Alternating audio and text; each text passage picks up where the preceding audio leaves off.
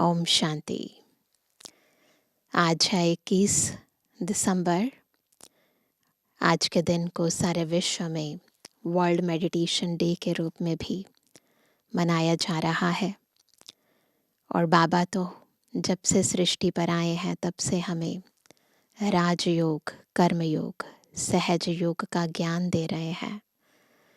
कैसे ईश्वरीय बल से हम अपनी खोई हुई पवित्रता को फिर से प्राप्त करें, वो विधि सिखा रहे हैं। यूँ तो ये सृष्टि स्मृति विस्मृति का, जीत और हार का, पुण्य और पाप का, सुख और दुख का बहुत ही अद्भुत नाटक है। परंतु इस नाटक में जब शिव बाबा पतित पावन दुख हरता सुख करता आते हैं, तब आत्मा को ये बोध होता है कि मुझे पुनः अपनी उस खोई हुई पवित्रता को प्राप्त करना है। और इसीलिए ही बाबा हमें बाबा को याद करने की बहुत ही सहज और अनोखी विधि सिखाते हैं। और इस विधि से हमें अनेक प्रकार की सिद्धियां भी प्राप्त होती हैं। पवित्रता की ये धारणा, राजयोग का ये महत्व आत्मा के लिए कितना आवश्यक है, इसके विस्तार को आज हम ईश्वरीय महावाक्यों द्वारा समझेंगे। आज है 21 तारीख, 21 दिसंबर 2024। बाबा के महावाक्य हैं, मीठे बच्चे, सच्ची कमाई करने का पुरुषार्थ पहले स्वयं करो, फिर अपने मित्र संबंधियों को भी कराओ। Charity begins at home. प्रश्न है, सुख अथवा चैन प्राप्त करने की विधि क्या है? सारी दुनिया में हर कोई बस यही चाहता है, जीवन में सुख हो, चैन हो, आनंद हो, परंतु यथार्थ विधि नहीं पता। तो बाबा बताते हैं, उत्तर है पवित्रता। जहाँ पवित्रता है वहाँ सुख चैन है। बाप पवित्र दुनिया सतयुग की स्थापना करते हैं। वहाँ विकार होते नहीं। जो देवताओं के पुजारी हैं वह कभी ऐसा प्रश्न नहीं कर सकते कि विकारों बगैर दुनिया कैसे चलेगी। अभी तुम्हें चैन की दुनिया में चलना है, इसलिए इस पतित दुनिया को भूलना है। शांति धाम और सुख धाम को याद करना है। ओम शांति। ओम शांति का अर्थ तो बच्चों को समझाया हुआ है। शिव बाबा भी ओम शांति कह सकते हैं, तो सालिग्राम बच्चे भी कह सकते हैं। क्यों? दोनों का स्वधर्म क्या है? शांत। आत्मा कहती है ओम शांति। Son of silence father. शांति के लिए जंगल आदि में जाकर कोई उपाय नहीं किया जाता। आत्मा तो है ही साइलेंस। फिर उपाय क्या करना है? यह बाप बैठ समझाते हैं। उस बाप को ही कहते हैं कि वहां ले चल जहां सुख चैन पावे। ना, भगवान को कहते हैं कि हमें ऐसी जगह ले जाओ जहां सुख हो, चैन हो। चैन अथवा सुख सभी मनुष्य चाहते हैं, परंतु सुख और शांति के पहले तो चाहिए पवित्रता। पवित्रता सुख शांति की जननी है।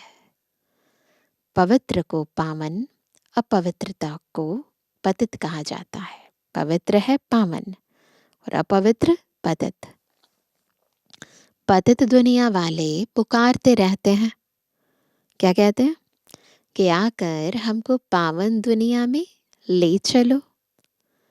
वह है ही पतित दुनिया से लिबरेट कर पावन दुनिया में ले चलने वाला। सतयुग में है पवित्रता, कलयुग में है अपवित्रता। वह वाइसलेस वर्ल्ड, यह है विशियस वर्ल्ड। यह तो बच्चे जानते हैं। दुनिया वृद्धि को पाती रहती है। सतयुग वॉइसलेस वर्ल्ड है तो ज़रूर मनुष्य थोड़े होंगे। वह थोड़े कौन होंगे? बरोबर सतयुग में देवी देवताओं का ही राज्य है। उसको ही चैन की दुनिया अथवा सुख धाम कहा जाता है। यह है दुख धाम। दुख धाम को बदल सुख धाम बनाने वाला एक ही परमपिता परमात्मा है। सुख का वर्षा जरूर बाप ही देंगे। अब वह बाप कहते हैं दुख धाम को भूलो, शांति धाम और सुख धाम को याद करो। इसको ही मन मना भव कहा जाता है। बाप आकर बच्चों को सुख धाम का साक्षात्कार कराते हैं। दुख धाम का विनाश कराए शांति धाम में ले जाते हैं। इस चक्र को समझना है। 84 जन्म लेने पड़ते हैं। जो पहले सुख धाम में आते हैं उन्हों के हैं 84 जन्म। सिर्फ इतनी बातें याद करने से भी बच्चे सुख धाम के मालिक बन सकते हैं। बाप कहते हैं बच्चे शांति धाम को याद करो और फिर वर्षे को अर्थात सुख धाम को याद करो। पहले पहले तुम शांति धाम में जाते हो तो अपने को शांति धाम ब्रह्मांड का मालिक समझो। चलते फिरते अपने को वहां के वासी समझेंगे तो यह दुनिया भूलती जाएगी। बहुत सुंदर पुरुषार्थ बाबा सिखा रहे हैं। अगर चाहते हैं इस दुनिया को भूलना तो क्या करना है? चलते फिरते जहां जाना है उस शांति धाम को याद करना है। सतयुग है सुख धाम, परंतु सभी तो सतयुग में आ नहीं सकते। यह बातें समझेंगे ही वह कौन? जो देवताओं के पुजारी हैं। तो देवताओं के जो पुजारी हैं, देवताओं को मानने वाले हैं, वही ये बातें समझ पाएंगे क्योंकि उनकी वंशावली है ना। यह है सच्ची कमाई जो सच्चा बाप सिखलाते हैं। बाकी सभी है झूठी कमाइयाँ। तो इस कमाई में ज़्यादा मेहनत नहीं करनी, बस चलते फिरते उठते बैठते शांति धाम को याद करना है, बाबा को याद करना है, वर्षे को याद करना है। अविनाशी ज्ञान रत्नों की कमाई ही सच्ची कमाई कही जाती है। बाकी विनाशी धन दौलत वह है झूठी कमाई। द्वापर से लेकर वह झूठी कमाई करते आए हैं। इस अविनाशी सच्ची कमाई की प्रारब्ध सतयुग से शुरू हो त्रेता में पूरी होती है, अर्थात आधा कल्प भोगते हो। फिर बाद में झूठी कमाई शुरू होती है जिससे अल्पकाल क्षणभंगुर सुख मिलता है।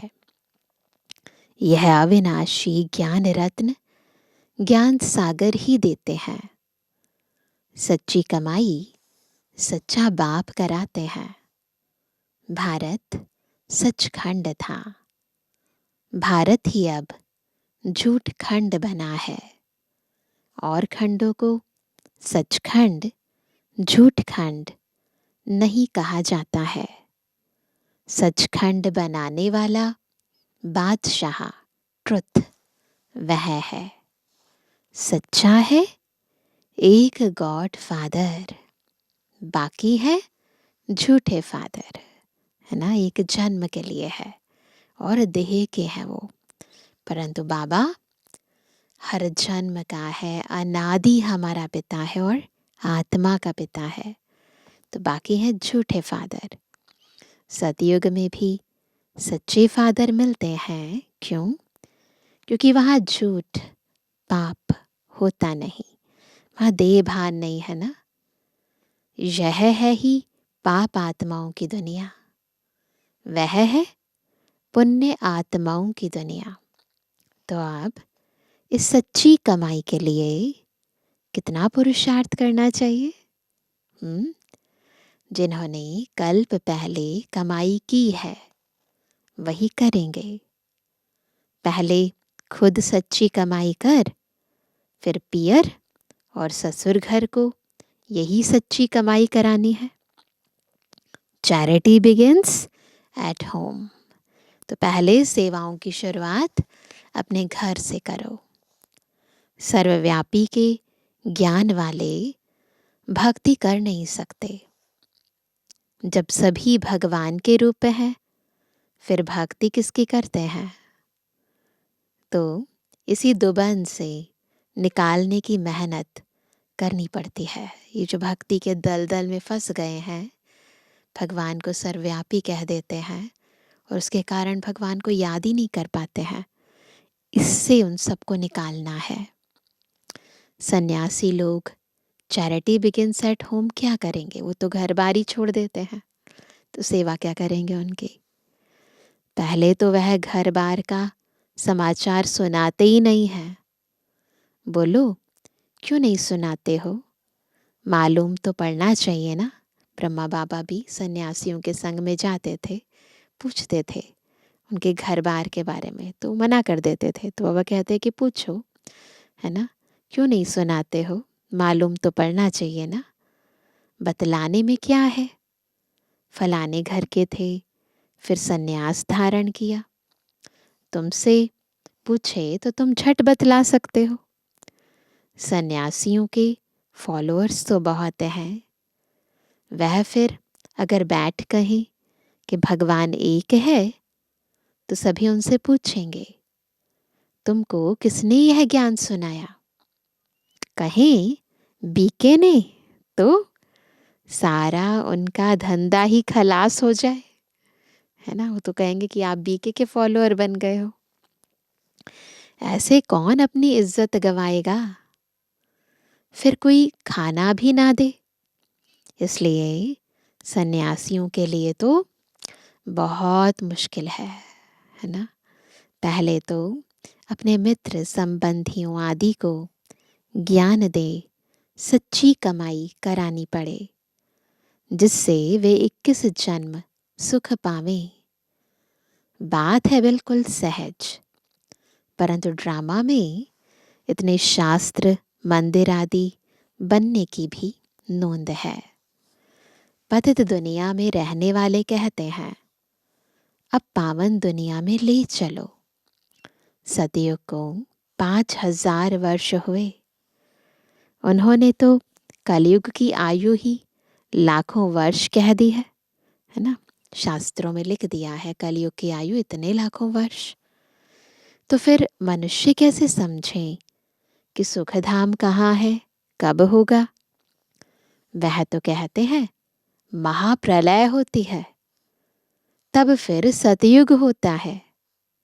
पहले पहले श्री कृष्ण अंगूठा चूसता सागर में पीपल के पत्ते पर आता है।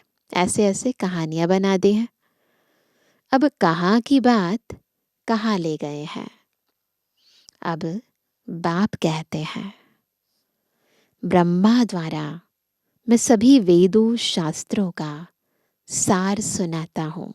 ये सब बातें वेदों में है, शास्त्रों में है, परंतु बाबा ब्रह्मा मुख से कहते हैं कि मैं इन सब का सार सुनाता हूँ।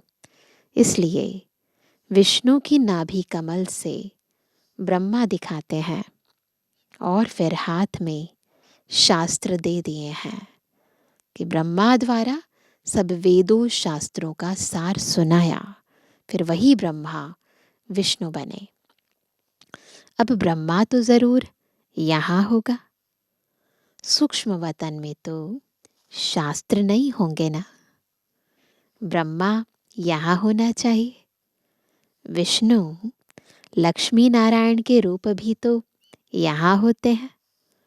ब्रह्मा ही सुविष्णु बनता है, फिर विष्णु सो ब्रह्मा बनता है, तो वही आत्मा है 84 जन्म लेकर ब्रह्मा और फिर विष्णु बनती है।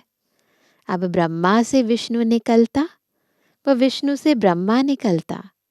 यह सब समझने की बातें हैं। अब बाबा ने हमें बिल्कुल क्लियर समझा दिया है, परंतु इन बातों को समझेंगे वह जो अच्छी रीति पढ़ेंगे। बाप कहते हैं जब तक तुम्हारा शरीर छूटे तब तक समझते ही रहेंगे। तुम बिल्कुल ही 100% बेसमझ कंगाल बन पड़े हो। आत्मा अंदर से कंगाल बन गई है। तुम ही समझदार देवी देवता थे, अब फिर से तुम देवी देवता बन रहे हो। मनुष्य तो बना ना सके, तुम सो देवता थे, फिर 84 जन्म लेते लेते एकदम कलाहीन हो गए थे, है ना। 84 जन्म लेते लेते हम क्या थे? 16 कला संपूर्ण थे। 84 जन्म लिए तो कलाहीन हो गए, कोई कला नहीं रही। तुम सुखधाम में बहुत चैन में थे, अब क्या हो गया? अब बेचैन हो। तुम 84 जन्मों का हिसाब बता सकते हो? इस्लामी, बौद्धी, सिख, ईसाई, मठ पंथ सब कितना जन्म लेंगे? यह हिसाब निकालना तो सहज है। अभी तो हमें झाड़ का, पूरे सृष्टि चक्र का संपूर्ण ज्ञान हो गया है। स्वर्ग के मालिक तो भारतवासी ही बनेंगे। सैपलिंग लगती है ना, यह है समझानी। खुद समझ जाएं तो फिर पहले पहले अपने माता पिता, बहन भाइयों को ज्ञान देना पड़े। गृहस्थ व्यवहार में रहते कमल फूल समान रहना है। फिर चैरिटी बिगिंस एट होम। पहले खुद पवित्र रहना है और फिर अन्य आत्माओं को भी ज्ञान देना है। पियर घर, ससुर घर को नॉलेज सुनानी पड़े। धंधे में भी पहले अपने भाइयों को ही भागीदार बनाते हैं। कोई भी धंधा शुरू करते हैं, कोशिश यही करते हैं कि अपने जो लौकिक भाई हैं उन्हीं को ही भागीदार बनाएं। यहाँ भी बाबा कहते हैं कि यहाँ भी ये भी ज्ञान रत्नों का धंधा है, इसमें भी उनको अपना भागीदार बनाओ, उनको भी ज्ञान दो। यहाँ भी ऐसे है। गायन भी है। कन्या वह कौन जो पियर और ससुर घर का उद्धार करे।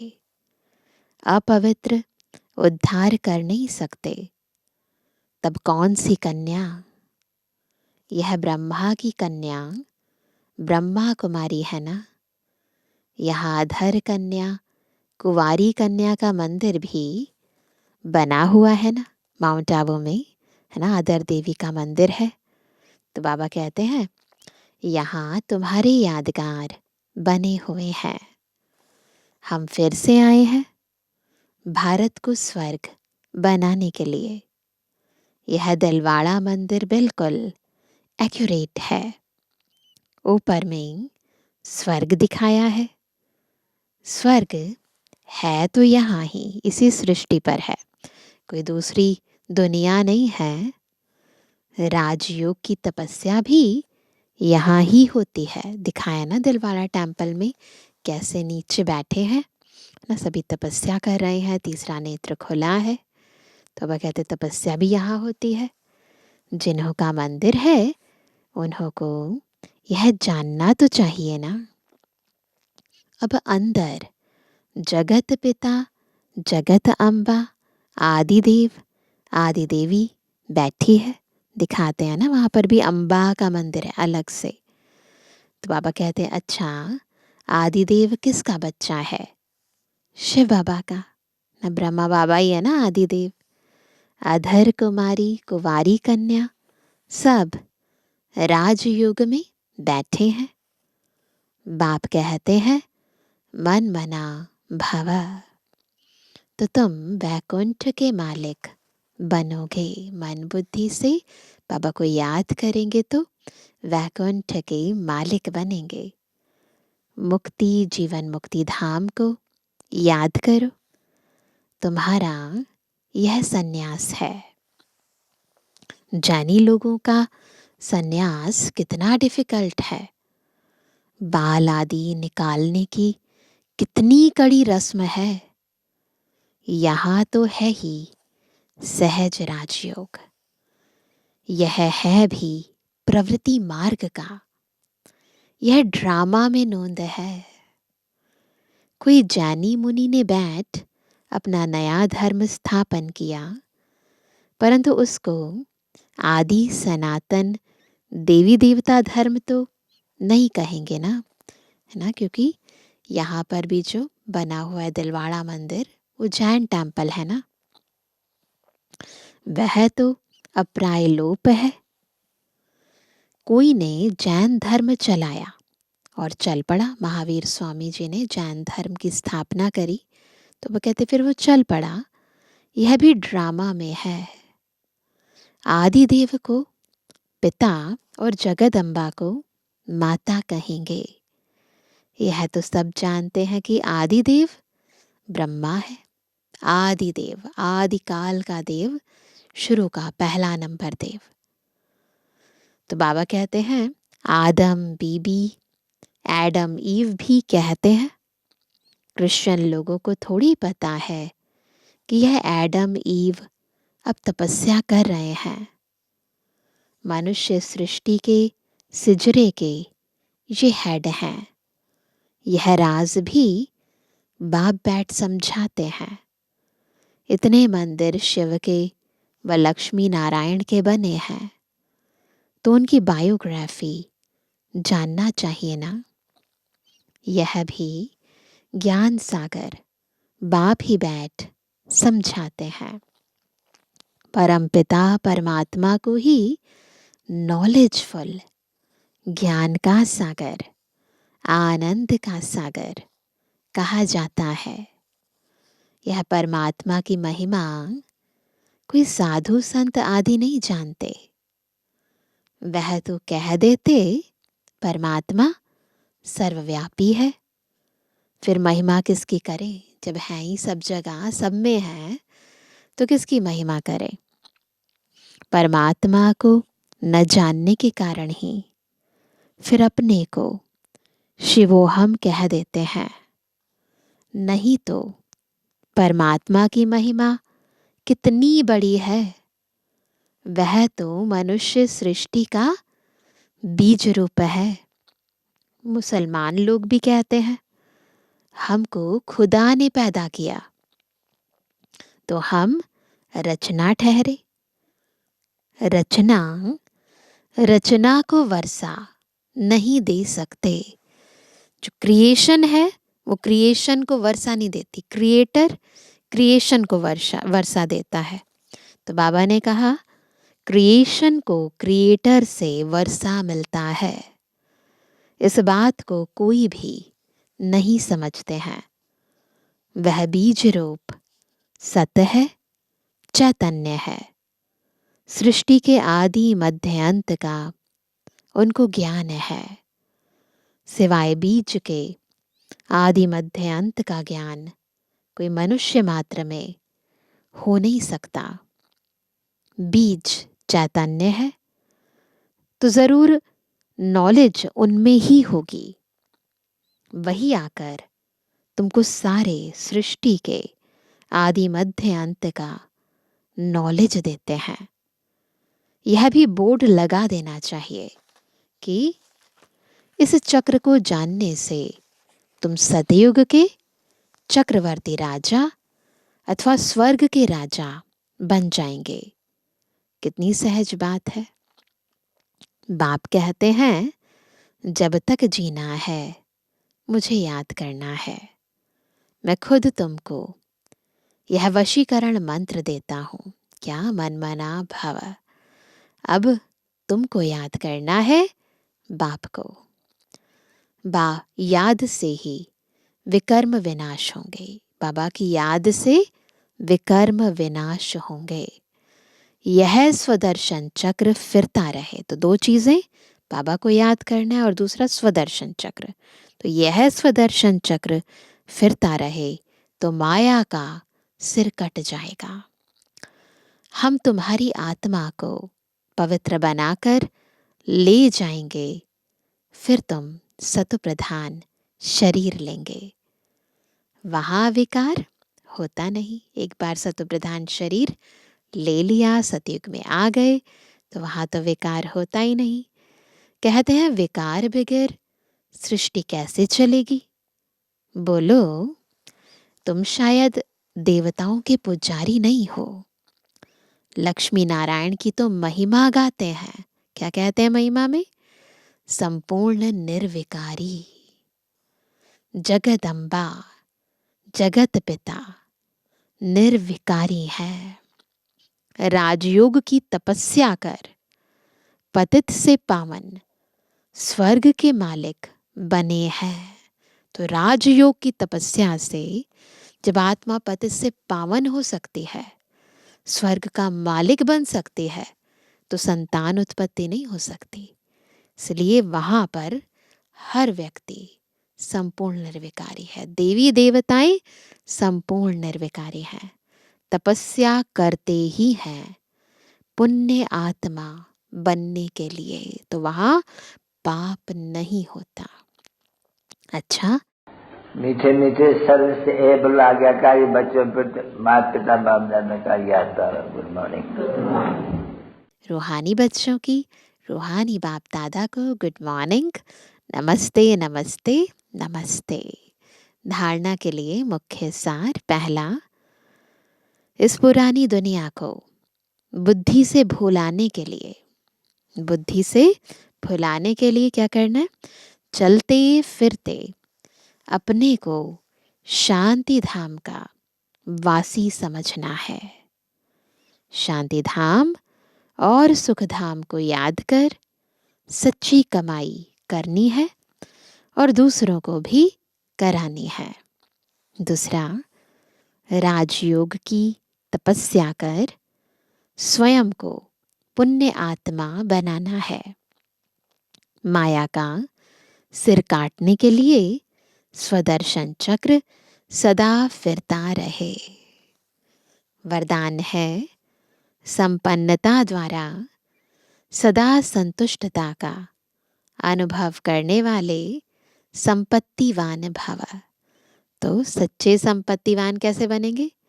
सिर्फ संपन्नता द्वारा, अंतर की संपन्नता द्वारा संतुष्टता का अनुभव करेंगे, अंतर की तृप्ति अनुभव हो। स्वराज्य की संपत्ति है क्या? ज्ञान, गुण और शक्तियां। यह है स्वराज्य की संपत्ति।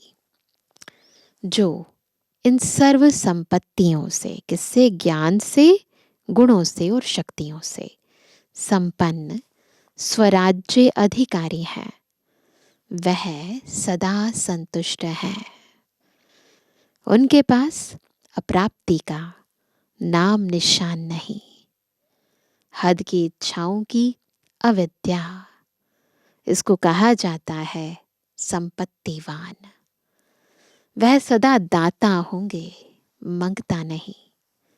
वे अखंड सुख शांतिमय स्वराज्य के अधिकारी होते हैं। किसी भी प्रकार की परिस्थिति उनके अखंड शांति को खंडित नहीं कर सकती। स्लोगन है, ज्ञान नेत्र से तीनों कालों और तीनों लोकों को जानने वाले मास्टर नॉलेजफुल हैं। तो मास्टर नॉलेजफुल कौन है? जो ज्ञान के नेत्र से तीनों कालों को और तीनों लोकों को जान जाते हैं। अभी सुनते हैं आज का अव्यक्त इशारा। तो आज है 21 तारीख। सदा आज्ञाकारी बनकर रहो। सदा आज्ञाकारी बनकर रहो तो सर्व की दुआएं मिलेंगी। उन दुआओं के प्रभाव से दिल व मन सदा संतुष्ट रहेगा। बाहर की संतुष्टता नहीं, लेकिन मन की संतुष्टता, और मन की संतुष्टता यथार्थ है, आज्ञाकारी है, दुआएं हैं, तो सदा स्वयं और सर्व डबल लाइट रहेंगे। दुआएं हैं, अंदर से संपन्न है, तो स्थिति भी कैसे होगी? Double light. उनका चेहरा सदा प्रसन्नचित दिखाई देगा। प्रसन्नचित अर्थात सर्व प्रश्नों से न्यारा। क्यों, क्या, कैसे, यह सब प्रश्न समाप्त। अच्छा, ओम शांति।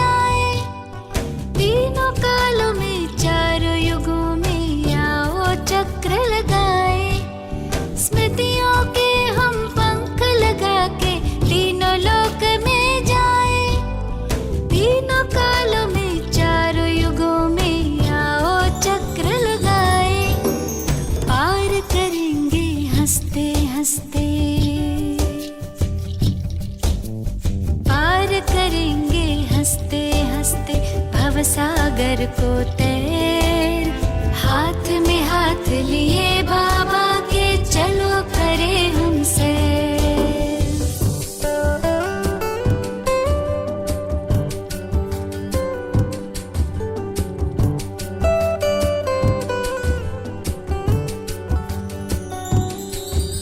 स्थूल वतन से ऊपर अपना सूक्ष्म वतन ये आया, यही फरिश्तों की दुनिया पहने प्रकाश में काया। स्थूल वतन से ऊपर अपना सूक्ष्म वतन ये आया, यही फरिश्तों की दुनिया पहने प्रकाश में काया। सबसे ऊपर मूल वतन घर, सबसे ऊपर मूल वतन घर, जाए तनिक यहाँ ठहर, हाथ में हाथ लिए बाबा के चलो करे हमसे। आदिकाल में आत्माएं जब धरती पर है आई, देवी देवताओं की दुनिया स्वर्ग यही कहलाई। आदिकाल में आत्माएं जब धरती पर है आई, देवी देवताओं की दुनिया स्वर्ग यही कहलाई। थे भंडार भरे भारत के, थे भंडार भरे भारत के, लगे सुखों के ढेर। सतयुग को हम मुख दे अपना, कलयुग को दे पैर।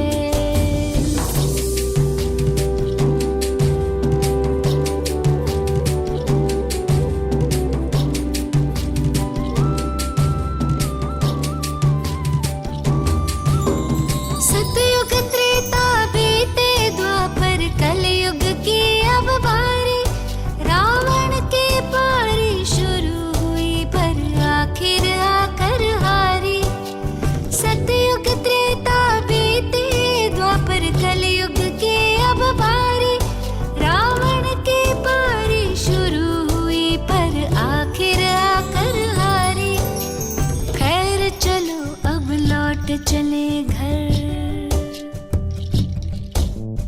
खैर चलो अब लौट चले घर, हो ना जाए देर।